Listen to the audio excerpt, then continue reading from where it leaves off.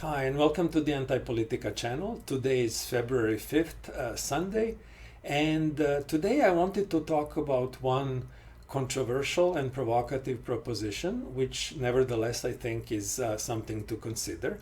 And that is that in our world today, we see some powerful forces that are pushing us toward social arrangements that may end up being worse than the classical fascism.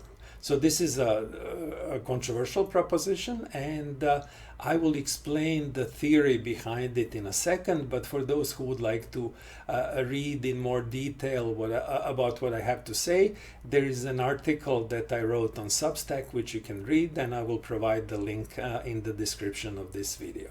So let's just jump right into it.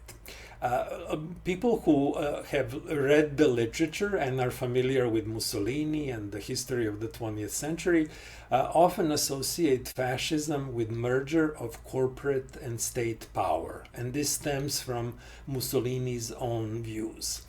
I propose that we can do better and tease out certain different types of totalitarian systems by recognizing that merger of economic and political power is something that we see in all totalitarian regimes. In a sense, if you look at the communist state, that's basically one giant corporation in which the same group of people, leaders of the Communist Party, rule over both the economy and the society in the political sense, and they hold all major levers of power, including the police, the justice system, and all other important systems. So this kind of merger of economics and state power is something that we see across the board. So how can we tease out different types of totalitarian regimes, fascism being clearly one of the prime examples? I would propose that it's important to look at who initiates the merger between state and corporate power, or political and economic power. In classical Mussolinian types of regimes, we see that this is typically the case of economic elites and corporate elites grabbing political power, typically when they feel threatened by people organizing and workers organizing, and when they fear socialist or communist takeovers. Many people don't know, but in the aftermath of the First World War in Italy, the situation was very unstable. They had the example of the Soviet Union, that was the first communist state in which all private property was being taken over by the state, and there were no capitalist enterprises operating any longer. In response to that, in the post-war Italy, there was a lot of turmoil, there was a lot of destruction that resulted from the war, and workers started to take over factories and basically take them from the capitalists. And in a famous example, Fiat's car factory in Turin, Italy, was also taken over. And the class of landowners and industrialists and Italian capitalists were really, really worried. And they were troubled by the fact that the Italian state was not able or decisive enough to take action and basically protect their property. So what did they do? They basically supported Mussolini and his fascists as a way to fight back and maintain their status and property and crack down on the revolutionary movements and labor movements and so forth. We saw a similar thing in Spain with Franco's Spain. There was an ugly civil war between socialists, and on the other side we had Franco's fascists that were allied with the economic elites, with landowners, and the church in particular. We also saw several temporary fascist regimes arise in South America in the 20th century, typically spurred by oftentimes foreign owned corporations that wanted to protect themselves from socialist reforms and things of that sort. So in classical fascist regimes, we have basically wealthy elites take over political power, primarily as a defensive move because they fear reforms that may threaten their wealth, power, and status. As awful as these regimes are, that's basically where the totalitarianism tends to stop. That is, they want to protect their profits, and they want to protect the social order, the old established social order, and retain their property. They will crack down viciously on labor organizers and others who may threaten their hold on power, but that's pretty much where it ends. What I want to argue is that there's this other case of totalitarian systems in which the merger between a state and a corporate or political and economic power arises can be worse than this.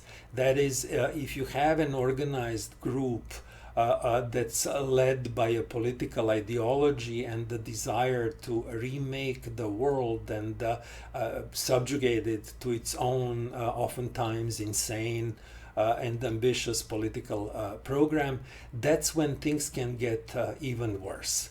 For example, communist revolutions are a typical situation in which you have an organized group of people that violently or not so much violently takes over power, and then they try to grab economic power to remake the world according to their own desires.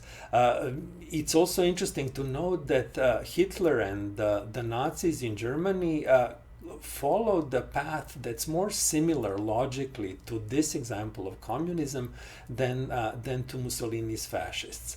Whereas wealthy elites in Italy helped Mussolini rise to power really fast and supported him, and they had lots of their representatives in his government. The cream of the crop German economic elites were not crazy about Hitler, especially initially. He comes from the German Workers' Socialist Nationalist Party. So there was clearly a socialist element in his program, which was also racially charged, very anti-Semitic, very anti-big banks and big capital. And Hitler took a long time to rise to power, and he basically gained support of the bulk of the German industrial class only at the very end, when they pretty much had no other choice, and they had to basically agree to serve his political needs and basically implement his agenda and programs. This Nazi regime is a good example of how ugly and vicious things can get if you have some group of lunatics and extremists take over power primarily from the political side, and then they crack down on the economy and basically harness all economic resources of a society. It's no coincidence that we saw some of the worst regimes that basically are of this type. If you think about Pol Pot's communists in Cambodia, if you think about Mao in China, if you think about Stalin in Russia, these regimes basically generated millions of deaths and untold suffering and crackdowns and so forth. And then, of course, the Nazi regime in Germany that caused the major world war, genocide across Europe of Jews, Gypsies, and others. And things were much worse. So as awful as Italian Mussolini's fascism was, it's any rational person would admit that what danger of ideology of power in a society and taking over both the economy and also holding the political power in that they control the courts, institutes. It's a worrying sign when you see this kind of merger of political and economic power, and then rather completely. Some of the troubling signs that we see in the United States, particularly in Democrat-run states, things are even worse up north in Trudeau's Canada. And things that are proposed by the World Economic Forum out of Davos, which nobody elected, and yet for some reason they feel like they have the right to tell us how we should live and what we should have and what we shouldn't have and so forth. And they seem to also be very closely aligned with Trudeau's regime and Democrats. You often see, you never see any kind of debate among those. And similarly, Australian regime, which is probably even worse, and New Zealand, which is probably the worst Western, formerly democratic, formerly free society that has turned into one giant concentration camp using COVID as an excuse. What are the signs that we may be going to something really, really ugly? So when you see an ideologically based takeover of your life, and corporations, merger of corporate and political elites, that's time to basically start worrying and start paying attention.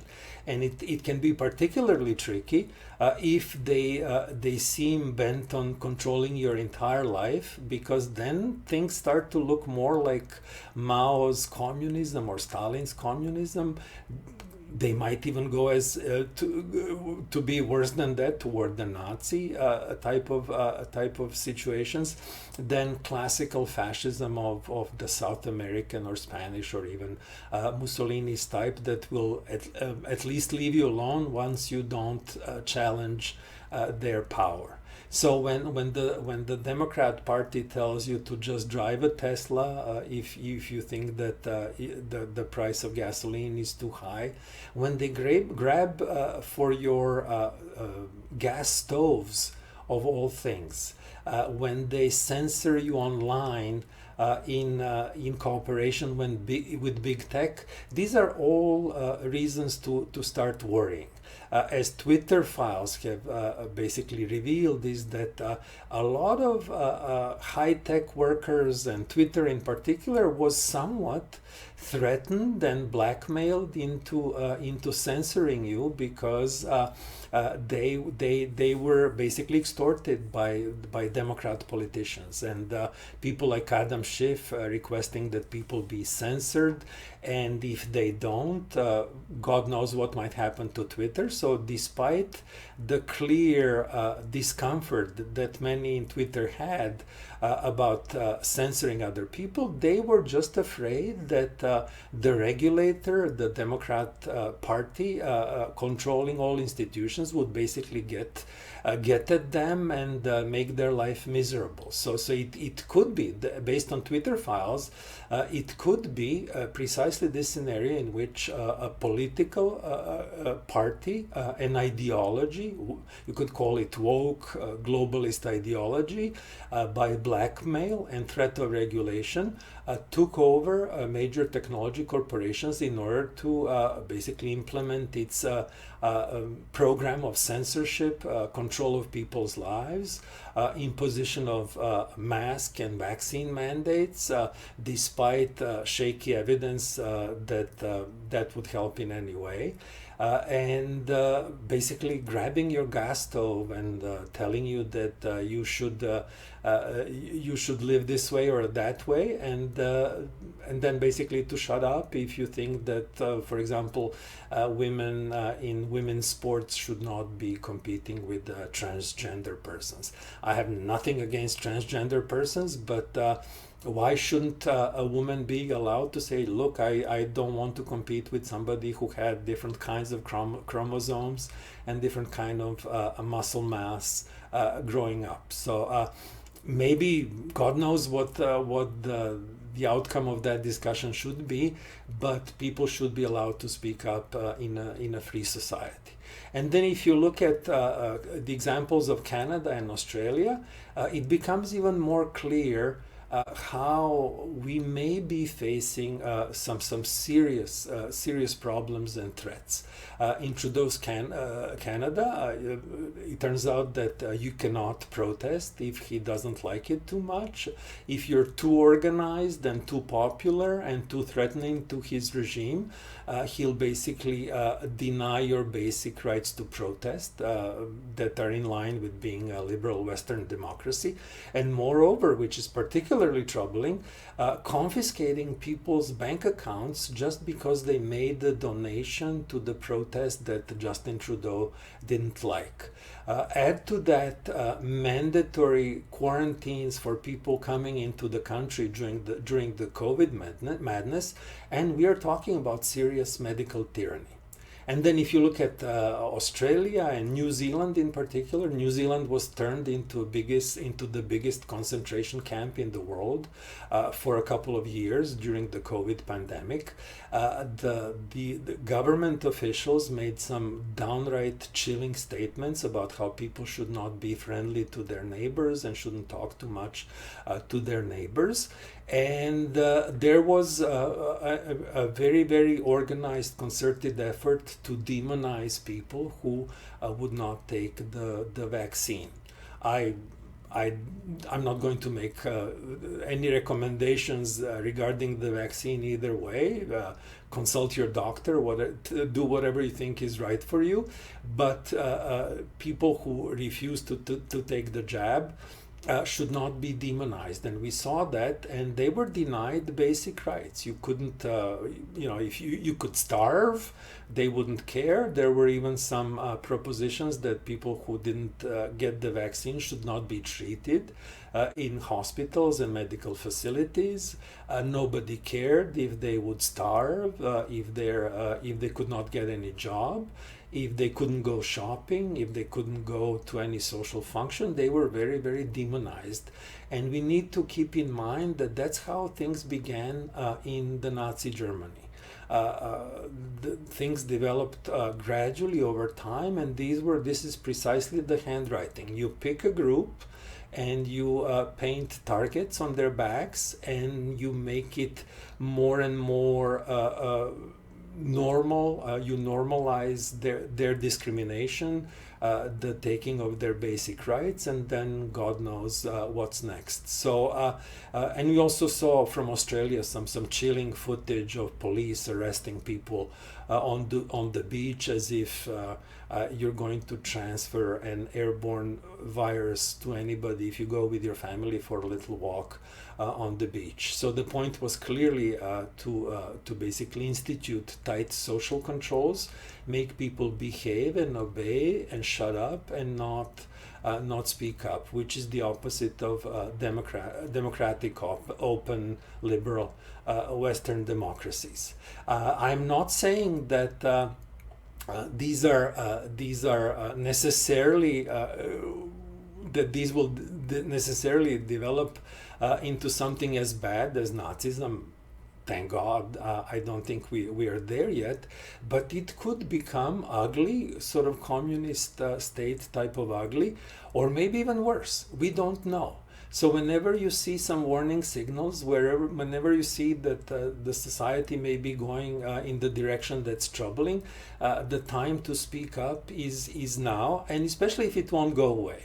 The COVID pandemic is over, and now it's a good time to reclaim our freedoms and go back and revisit all norms and all decision makers. And to those who went overboard and violated our citizens' rights, our basic human freedoms, tell them, look, you should be held responsible, and maybe you shouldn't hold positions of power, especially if you're with some kind of state agency or state-sponsored institution. So something to think about. I'll talk about Australia and what the latest Australian Open told us in the next video. Thank you so much. I'll see you next time.